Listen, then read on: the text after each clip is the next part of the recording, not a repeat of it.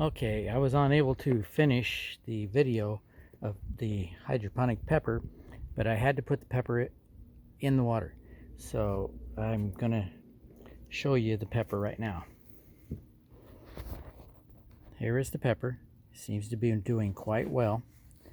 Oh shoot, I gotta peel this off.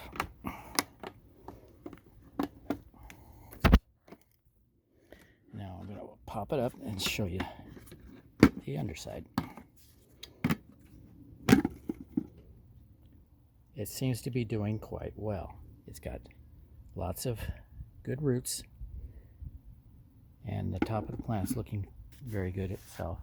I will show you the fertilizer here in a sec that I used on that.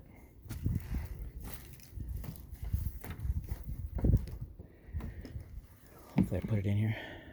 There it is. I used Maxigro. I got this from Amazon. Came in 2 days. And I emptied the water out that was in the bucket, and I did it for all the peppers. And now this is in there for the other peppers as well as the new one. And you mix 1 teaspoon per gallon, and those buckets are 5-gallon buckets, but there's not 5 gallons of water. There's only 4. So I put 4 teaspoons. A medicine measuring cup works great for that. And these guys all look pretty good too. Not as big a root system as this guy, but I started this one from seed. It's a Tabasco, I believe. Forgot to label it. But I use these measure cups. This one's a good example. 30 milliliters, or on the other side. Oh, the heck. Actually, 20 milliliters is, I believe, the same thing. Look on this one. 4 teaspoons.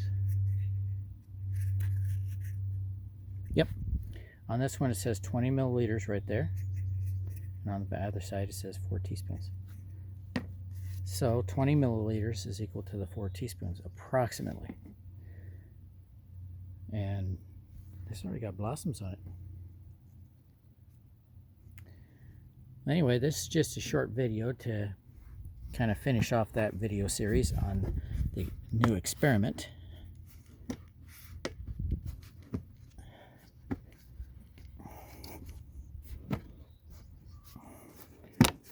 Close these up. And back to the pump. Since this video is so short, I mounted this pump up here, ran the wires down here to this battery, and off the battery is these cables coming up to the solar panel. This is not a high-powered solar panel. It's only like maybe 10 watts. So it's enough to keep that trickle charge. And the pump works great. Listen to it when I turn on the water. And look at the pressure. And I'm in the process of, I ran this hose off the splitter up around this pipe, come out down here, and I got a 25 psi reducer because the pump puts out 45 psi. And that's going to go to the drip system, which I'm installing. It's a little hot today, so I don't want to come out here and do that today. This is the other pepper that I put on the rain gutter. I don't have water in this yet, so right now I'm still watering overhead. I don't water the plant. I water just the soil. You don't want to water the plant over the top because the water sits on top of the leaves and magnifies it like a magnifying glass, the sun, and it burns the leaves. So these guys are very thin leaves. These are carrots. So they're okay to water overhead. The onions too, it doesn't seem to bother them. There's artichokes.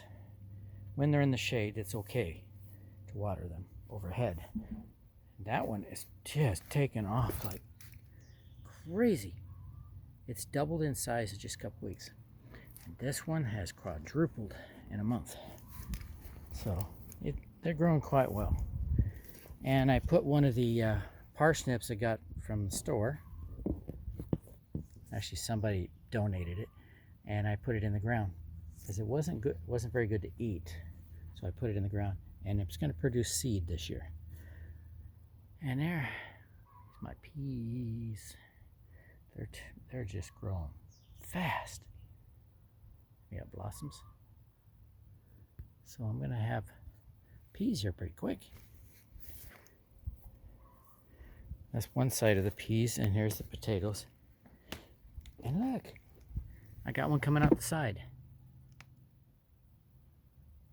See, here, it's coming right out the side.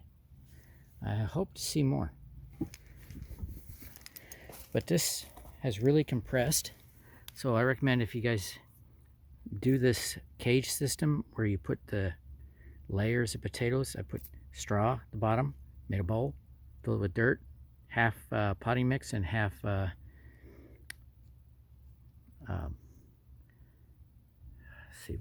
manure. I put half potting mix, half manure, and then another layer, same way, all the way up to here. And look how much is compressed. About 4 or 5 inches. So I recommend going all the way to the top because it's going to compress. Hopefully that doesn't compress to the point where it reduces the amount of potatoes. Onions are doing, these are seed onions.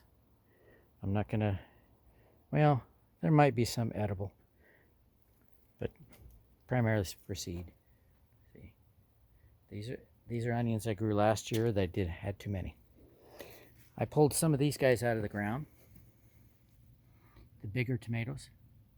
I put them in a jar with water so that I can plant them later. I had 2 growing in the compost. I pulled them out. Actually turned out to be 3. But here's the zucchini. They've got blossoms, mostly male. There's a couple of females in there. The female has the fruit on it, as if you don't know. The male just has a flower. Okay, I just transplanted these 3, and they're kind of limp right now. So I'm going to take them out of the sun.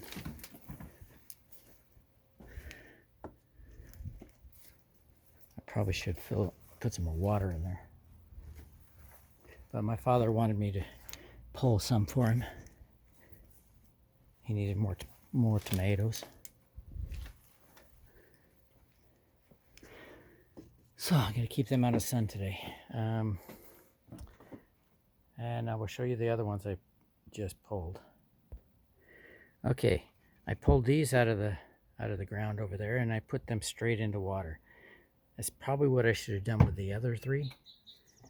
Let's see, I washed off the roots best I could, put them in the water, and they're not wilting. So I probably should do that from now on. Just put them in water until I have cooler weather, and then transfer them to the dirt. See, they're kind of wilted. They're in shock. I'm going to add more water to it. These are the 3 that were in the compost. I expected them to be a lot bigger. Because the ones where I pulled these guys is just soil and compost. And it seemed to be much bigger. I thought it'd be the other way around. Well, anyway, that's the update and a little extra. So, hope you like it, and please comment. Positive comments, negative comments, ideas, just anything. Thank you for viewing. and happy gardening.